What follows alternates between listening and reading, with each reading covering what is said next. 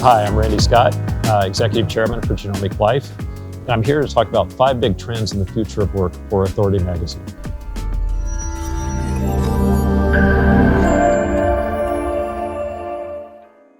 And let's start with the concept of just flexibility in the workforce. That was never more apparent than what we've seen with COVID. But I think this trend goes back within the technology sector, certainly about 10 to 15 years. And I would put it as simple as treating people like adults.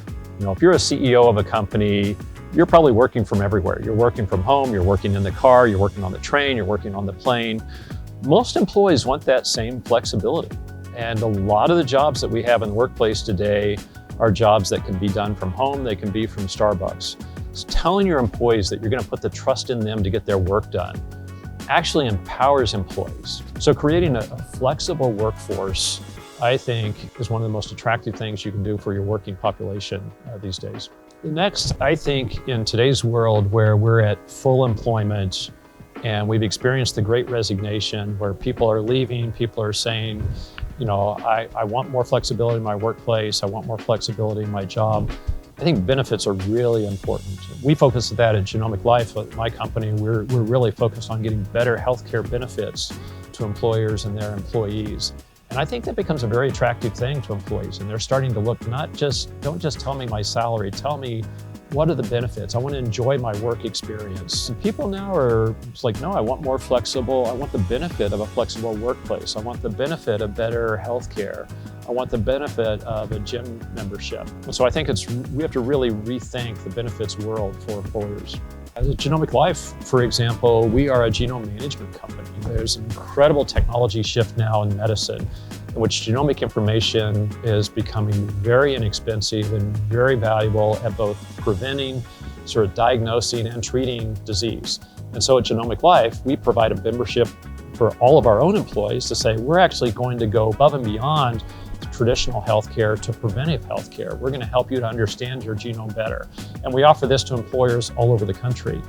And I think there's a lot of excitement now about preventive medicine. And so that's just one example of how benefits could really transform a company in terms of being a desirable employer for people to go to. The other thing that I think is just really valuable is having a people-driven culture. And at the companies I've been in, again, we describe it as treating people like adults. You know, people don't want to be ordered around. They want to know the guardrails of how they can behave, how they can act at work and so forth. But they really want to have freedom to get their job done. And freedom is the biggest driver of innovation. If you want to have an innovative company, and I don't mean innovation in the sense of some great new technology, I mean, if you want your finance team thinking ahead of the curve, if you want the janitorial staff being prepared in advance, give people freedom with accountability. And the more you really provide people with the freedom to do their jobs, and the more you respect them as people and have a really people-driven culture, I think it's just a tremendous motivator for the workforce. But the things that make people happy in their work and motivated in their work are really all about career development. That I'm respected as a person, my boss listens to me, they respect me, they're out here to help me, they're to promote me. And I think, honestly, you don't use the word love in business a lot. You know, I tell all of our managers, what's the most important thing you can do as a manager? It's to love the people that work for you.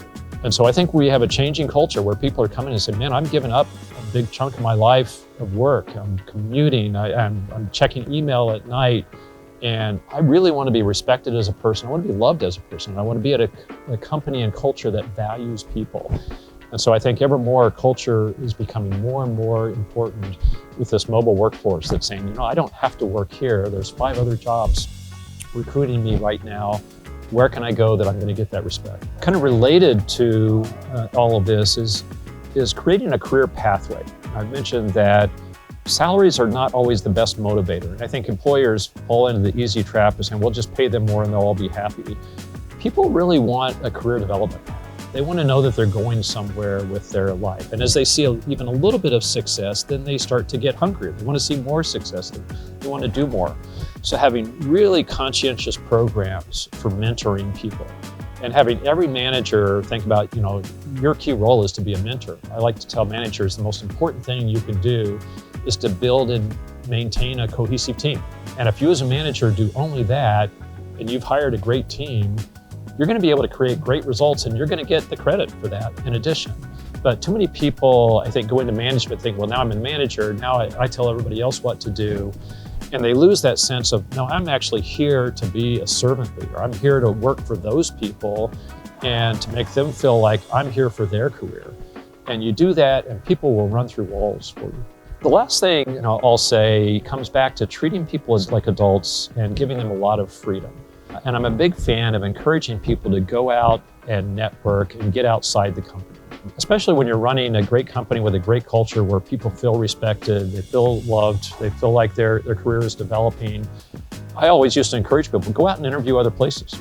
Because if we're not the best company that you want to work for, then we need to change and we need to get better. And by encouraging them to even go out and interview at other places, which a lot of companies would say, hey, if you start to interview someplace else, you're gone, you're out of here. I always took the opposite track. So I want to be the best employer that you want to work for. Go out and look at other places. And amazingly, people would come back and say, wow, going out and looking at other companies, networking with other people at other companies and listening to them to complain about their jobs or complain about the management who's not being honest and upfront with them really makes me appreciate who I am and where I am here. It's that employee who's broadening their horizon, whether it's the lowest level employee or the highest level employee, that are most prepared now to step up to the next level. And I think the most difficult thing you do as a company is hire external senior management who've never been at your company before, because they bring their own cultural baggage of the places that they've been. They don't understand your company. You want to train and hire people from within. And if you want to bring people in from within, you want to convince them that your next best job is at our company. Go look at those other companies, and then you're going to come back here and understand that this is the best place you can be. And just by the value of encouraging them to broaden their horizons actually creates more loyalty than you can imagine.